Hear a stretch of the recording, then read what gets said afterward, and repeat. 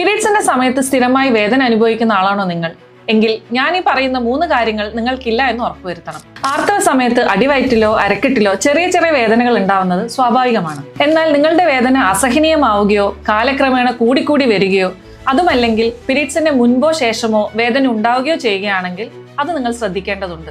കാരണം പല ഗുരുതരമായ പ്രശ്നങ്ങളുടെയും ഒരു ലക്ഷണമാണ് ഇത്. അതിൽ പ്രധാനപ്പെട്ട 3 അവസ്ഥകളിൽ ഒന്നാണ് എൻഡോമെട്രിയോസിസ്. അതായത് ഗർഭപാത്രത്തിന്റെ അകത്തെ ഇന്നർ ലൈനിങ് ആയ എൻഡോമെട്രിയം ഗർഭപാത്രത്തിന്റെ പുറത്ത് വളരുന്ന അവസ്ഥ. ഇതിനെയാണ് നമ്മൾ പലപ്പോഴും ചോക്ലേറ്റ് സിസ്റ്റ് എന്ന് അറിയപ്പെടുന്നത്. ഇതിൽ രണ്ടാമത്തെ കണ്ടീഷനാണ് യൂട്രൈൻ ഫൈബ്രോയിഡ്സ്, അതായത് ഗർഭപാത്രത്തിന്റെ മസ്കുലർ ലെയറിൽ ഉണ്ടാകുന്ന മുഴകൾ. ഇതിൽ മൂന്നാമത്തെ കണ്ടീഷനാണ് അഡിനോമയോസിസ്, അതായത് ഗർഭപാത്രം വീക്കം വെക്കുന്ന അവസ്ഥ.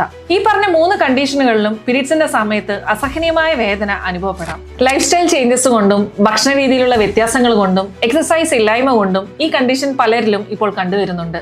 സ്ഥിരമായി നിങ്ങൾ ഈ വേദനകൾ അനുഭവിക്കുന്നുണ്ടെങ്കിൽ ഞാൻ ഈ പറഞ്ഞ 3 കണ്ടീഷൻസ് നിങ്ങൾക്കില്ല എന്നുള്ളത് ഗൈനക്കോളജിസ്റ്റിനെ കണ്ട് അൾട്രാസൗണ്ട് സ്കാൻ വഴി ഉറപ്പാക്കേണ്ടതാണ്. ഈ വീഡിയോ ഇൻഫോർമേറ്റീവായി തോന്നുകയാണെങ്കിൽ ഇത് ഉപയോഗപ്പെടുന്നവർക്ക് ഷെയർ ചെയ്ത് കൊടുത്തോളൂ.